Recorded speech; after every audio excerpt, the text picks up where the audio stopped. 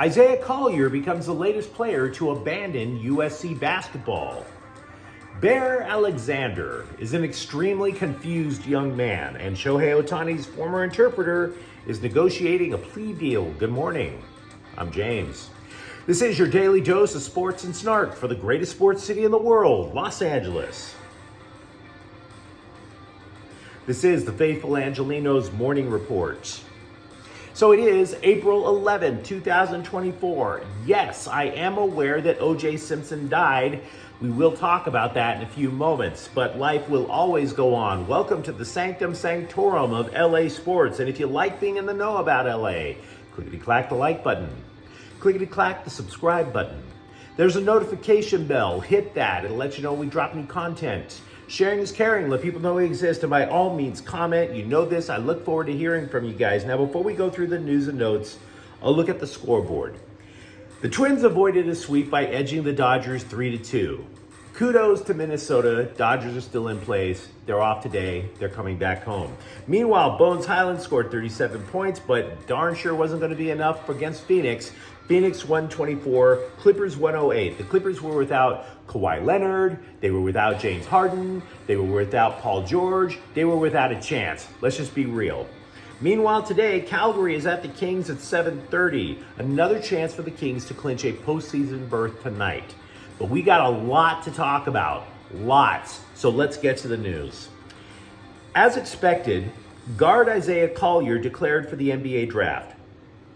This was assumed to happen even if Andy Enfield stayed with USC.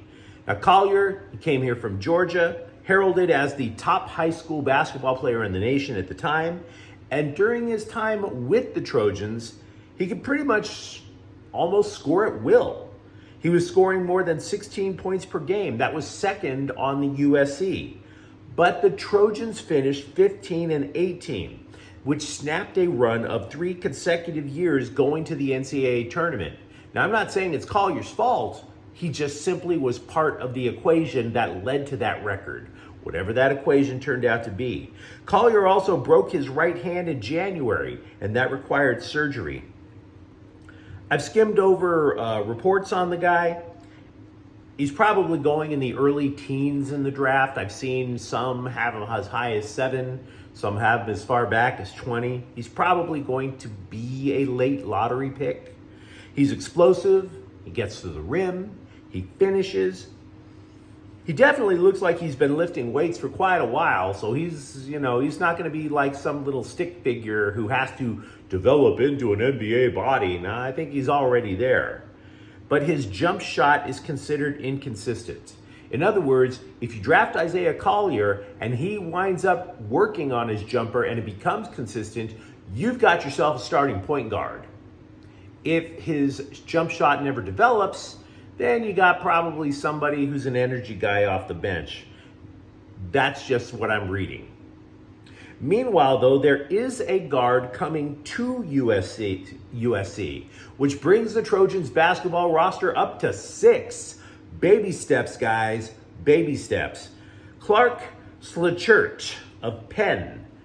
And I don't even have a slightest clue if I pronounced his last name right. My apologies. And yes, he's an Ivy Leaguer. He's averaged 18 points per game and hits 41% of his three-point tries.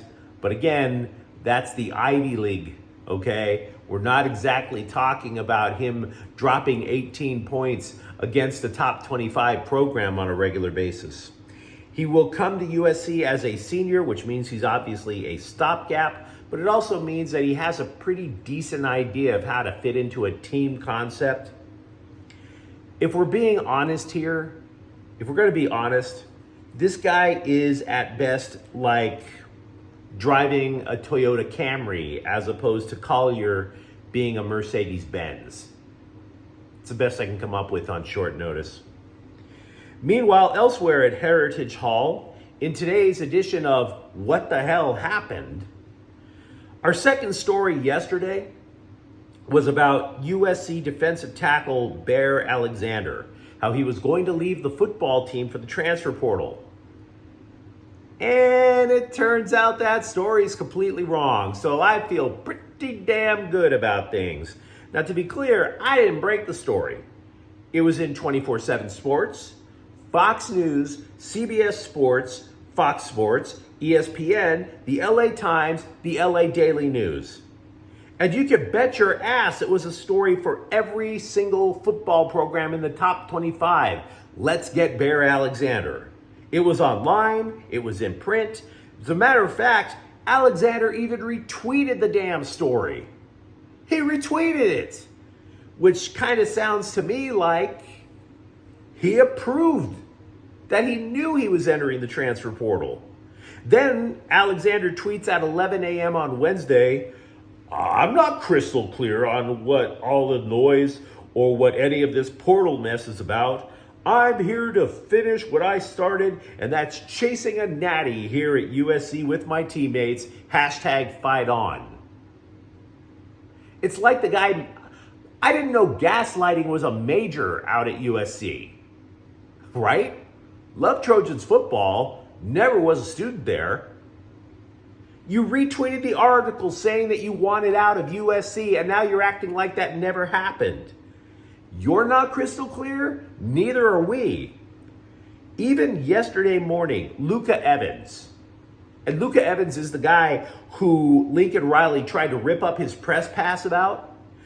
Evans, who writes for the Orange County Register, reported that Alexander yesterday was still weighing options. And then he later reported that Riley and defensive line coach Eric Henderson met with Alexander.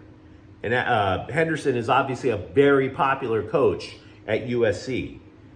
Now look, you want Bear Alexander on the roster. No doubt in my mind about that. He's a disruptive force. But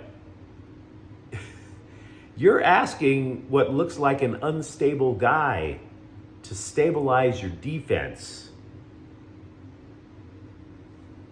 Huh?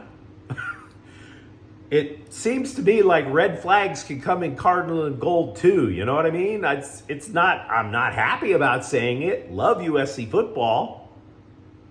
But that's just weird, guys. That's just weird. Former USC running back Marshawn Lloyd has visited the New Orleans Saints for a pre-NFL draft visit. And speaking of former USC running backs, within the last half hour, former USC legend and Heisman Trophy winner O.J. Simpson. It was reported that he died at 76 after a brief battle with prostate cancer. Which is ironic because prostate cancer is actually one of the easiest cancers to beat, as opposed to, say, fending off a former professional athlete with a knife. But instead of rehashing all those jokes, or just trying to give you this, what reporters do, I'm a former reporter, I would know this, give you this, all news has these shades of gray angles. Oh, he was such a complex character in life. Oh, he was really funny in The Naked Gun. Look, I just want to level with you guys about this. I'm old enough to remember how ugly the OJ case made things for a lot of us. Whether we wanted to know about the case or not, didn't matter whether or not we met OJ. It made us, a lot of us, uglier people. The way we treated our own neighbors. My opinion is more valuable than yours, that kind of thing. So it's beyond what happened to his wife. He was ugly beyond what happened to the server. He was even uglier than beyond what happened to the difficulties of policing, the difficulty of navigating race relations, of being good to your neighbor. We became less inclined to be good to our neighbors. His grotesque essence brought out the ugliness in many of us because we had to be right in our opinion. And I don't know if we've ever dealt with that. So it's not a complex issue for me about O.J. Simpson dying. When you leave this world either better or worse. O.J. Simpson left this planet worse. Straight and simple. The former interpreter for Shohei Ohtani, who was fired in March after allegations that the ballplayer was the victim of a multi-million-dollar theft, is negotiating a deal where he will plead guilty, according to the New York Times. Now, I want to pause for a moment because I hope you remember all the conspiracies that came flying across your social media feeds when the story first broke, which wasn't that long ago. Oh, Ohtani used his interpreter as a patsy to run up a huge gambling debt, and now he's making his friend pay the price. Ohtani was worse than Pete Rose. Reinstate Pete Rose. Ohtani was in with the mob. That kind of crap. I bring all of this up because if you think that the federal investigators are going to put these rumors to rest, you're begging. It is not going to happen. Nothing will change. Nothing will add wrinkles to the smoothed out brains of the Alex Jones brigade. Skinny jeans may be out, but the tinfoil hat never goes out of style. Look, the feds, our own federal government, alleges that the interpreter altered the setting on Ohtani's bank account so that he would not be aware of the transactions. This would confirm Ohtani's account of the case, guys. They have people who go through computers. No matter. So I anxiously await to hear how Ohtani spends all of his off hours hacking computers to launder the proceeds of international fentanyl cartels. Have at it, social media. Have at it. Walker Buehler is expected to make at least one more start with AAA Oklahoma City before returning to Los Angeles. He told a podcast that I know I don't listen to, quote, "Right now, consistent is good enough for me. I'm kind of now trying to bust out of the safe zone and get to where I can perform at a high level. I get to where there's inherent risk in trying to push, trying to throw 98, getting out of that rehab mindset and into I've got to go perform.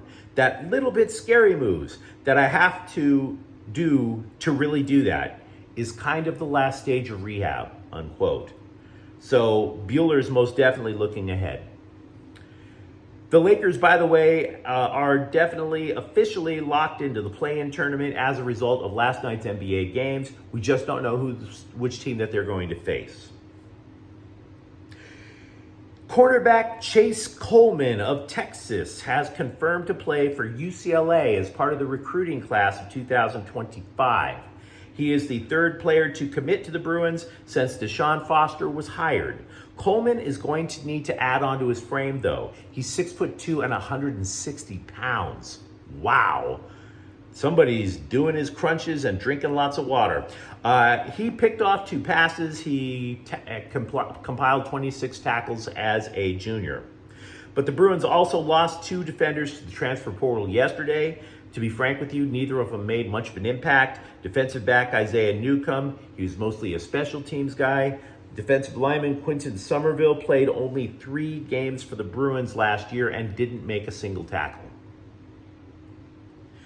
Legendary basketball coach John Calipari decided to replace Eric Musselman at Arkansas, which is fine. This is not a USC-related note. What made Calipari relevant to us out west is that when things at Kentucky started to deteriorate, he was allegedly wishing that he had taken the UCLA gig when he had the chance to back in 2019. The Bruins offered him $48 million in a 6-year deal. Could the Wildcats top it? Oh, you could say so. $86 million in 10 years. So look, obviously UCLA hired Mick Cronin, and obviously the dude can coach. But I do wonder, and I'm not saying I have the answer, would Calipari have accomplished more had he gone to Westwood than Cronin? I'm just asking. I don't know the answer. You might find this hard to believe, but the National Scribes think the Chargers need to nail the draft. Wow, what insight. Don't need this anymore with reporting like that. CBSSports.com says that the Bills are in the same boat. No, this is tough to say. CBSSports.com say the Bolts are in the same boat as the Bills. Bolt's in the same boat as the Bills. Try to say that 5 times fast. Look, both teams spent big around a younger quarterback, right? Then they had to pay the salary cap piper in the offseason. I would suggest that the Chargers, though, actually have a swifter route back to playoff contention than the Bills, however. For example, they have the number 5 overall pick. And I think that the Chargers have options to either get the best wide receiver available or trade down if somebody would overpay and get 2 or more viable prospects. So I like the Chargers' odds of getting back to contention quicker than the Bills. The Clippers are 7-3 since Russell Westbrook has returned from hand surgery. And if you haven't followed the team much, here is a story of how much the Clippers follow Westbrook's lead.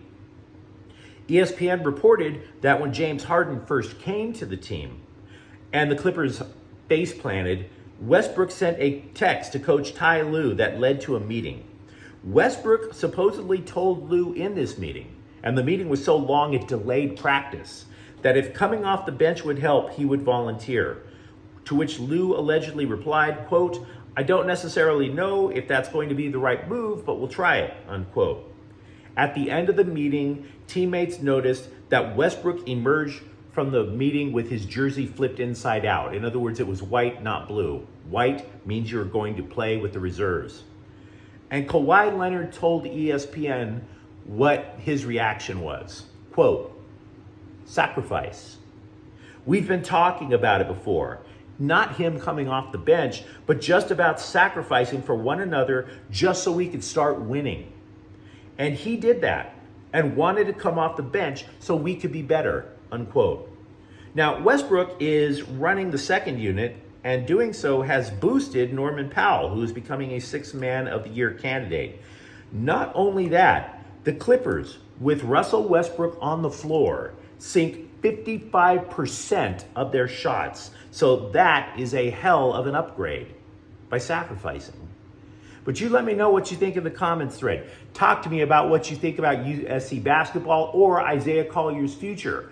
Talk to me if you think Bear Alexander needs a little bit more stability. And if you enjoyed the content, or for that matter, add your favorite Shohei Ohtani conspiracy theory. If you enjoyed the content, don't forget to subscribe to Faithful Angelenos. We talk LA sports every single day. Thank you for watching. I'm James. We'll be back tomorrow. Faithful Angelenos is a Kian Corte El Queso production. Take care.